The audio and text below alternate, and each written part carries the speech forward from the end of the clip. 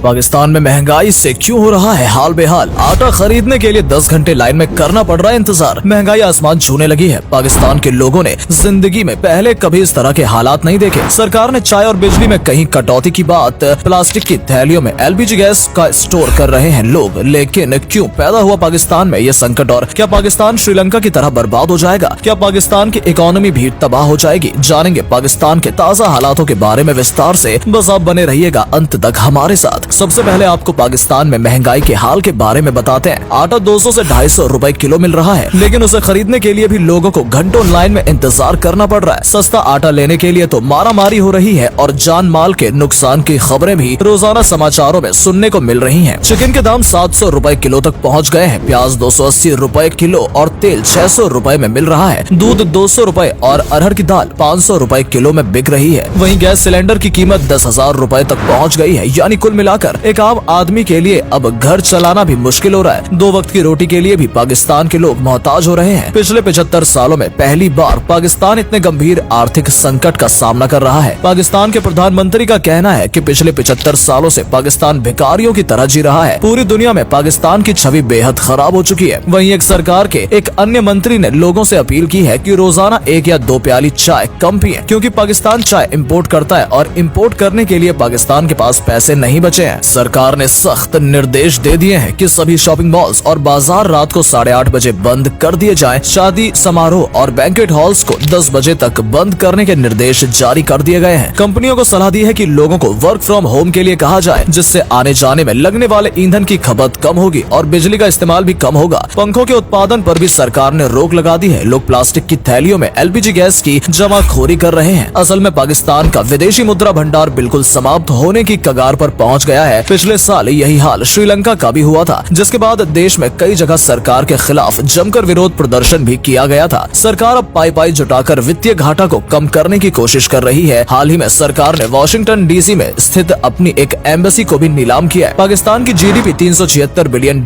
है, लेकिन देश के ऊपर $275 बिलियन से अधिक का कर्ज है और हर साल बजट का 1/3 पैसा केवल पुराने कर्ज की किश्त चुकाने में ही खर्च हो जाता है। साथ ही लोन पर ब्याज भी लगातार बढ़ता ही जा रहा है। पाकिस्तान के प्रधानमंत्री शहबाज शरीफ दुनिया से मदद की अपील कर रहे हैं। अब पाकिस्तान को लोन की नहीं डोनेशन की जरूरत है, क्योंकि पाकिस्तान को जो भी पैसा दिया जाएगा वो उसे कब वापस लौटाएगा ये बात कोई नहीं जानता। पाकिस्तान में फॉरेक्स रिजर्व लगातार कम होता जा रहा है। हर साल पाकिस्तान करीब $90 बिलियन का सामान इम्पोर्ट करता है और बदले में केवल $30 मिलियन का सामान ही एक्सपोर्ट कर पाता है। भारत जैसे कई देशों ने पाकिस्तान के साथ व्यापार करना भी कम कर दिया है। अब तो कई देश पाकिस्तान की मदद के लिए भी आगे आने से इनकार करने लगे हैं। पाकिस्तान में महंगाई रिकॉर्ड स्तर पर पहुंच गई है। पिछले साल देश में भयंकर बाढ़ का सामना भी देश को करना पड़ा। कई लोगों की बाढ़ में मौत भी हुई थी और देश के इंफ्रास्ट्रक्चर का भी काफी नुकसान हुआ था। रिपोर्ट्स के मुताबिक करीब $30 बिलियन का घाटा पाकिस्तान को हो चुका है और उन नुकसान की भरपाई होनी अभी शुरू भी नहीं हुई थी कि एक नया संकट पाकिस्तान के ऊपर मंडरा रहा है। पाकिस्तान में हमेशा से ही राजनीतिक अस्थिरता रही है। आपको जानकर हैरानी होगी कि आजादी के बाद एक समय ऐसा था जब पाकिस्तान भारत से ज्यादा तेजी से ग्रो कर रहा था। साउथ ईस्ट एशिया में सबसे तेजी से विकास करने वाले देशों में पाकिस्तान का नाम शामिल था। पाकिस्तान ने भारत से पहले अपना स्पेस मिशन लॉन्च कर दिया था, लेकिन आज पाकिस्तान पूरी तरह कंगाल हो चुका है। देश में आजादी के 23 साल बाद पहली बार डेमोक्रेटिक इलेक्शंस हुए थे। अब तक पाकिस्तान में 29 लोग पीएम बन चुके हैं और हैरानी की बात यह है कि एक भी प्रधानमंत्री अपना कार्यकाल पूरा नहीं कर पाया है। 18 बार पीएम को कुर्सी से हटाया जा चुका है, कभी सैन्य तख्ता पलट के कारण तो कभी भ्रष्टाचार के आरोपों के कारण। पाकिस्तान के वजीर आजम को अपनी कुर्सी छोड़नी पड़ी है। पिछले साल इमरान खान को भी प्रधानमंत्री पद से हटना पड़ा था, जबकि कुछ साल पहले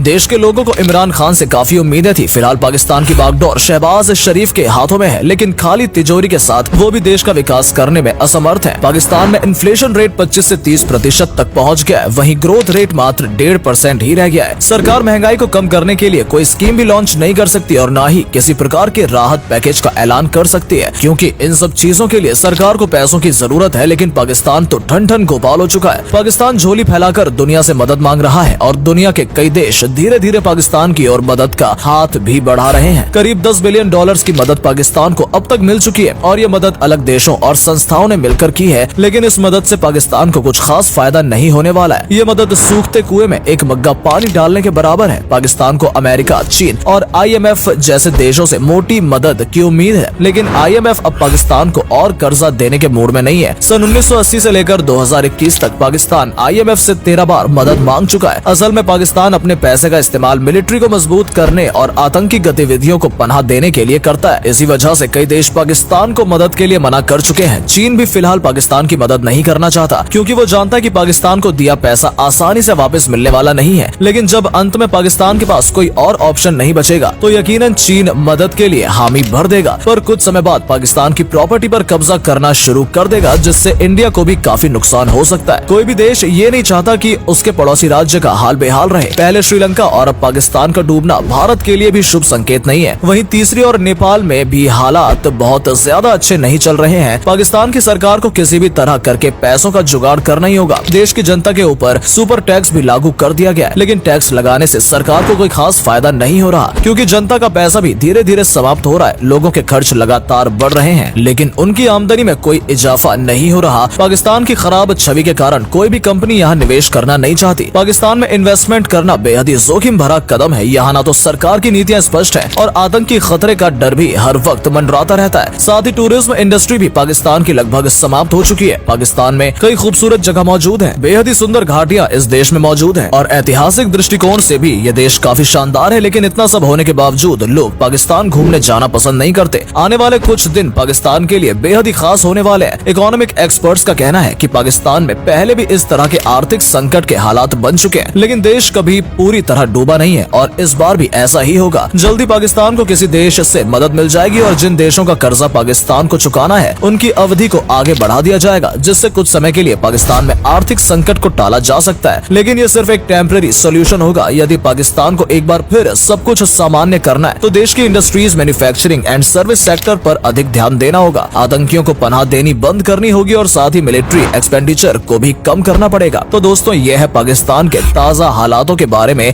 पूरी जानकारी। उम्मीद करते हैं कि आपको ये वीडियो पसंद आई होगी। पाकिस्तान में कितने दिनों तक ये संकट बना रहेगा और इस संकट से बाहर निकलने से कौन सा देश पाकिस्तान की मदद करने के लिए आगे आएगा, ये तो समय ही बताएगा। अगर आपको ये जानकारी अच्छी लगी हो तो वीडियो को लाइक और शेयर अवश्य करें। आज के लिए इतना ही। आपसे फिर मिलेंगे एक नई वीडियो के साथ। धन्यवाद।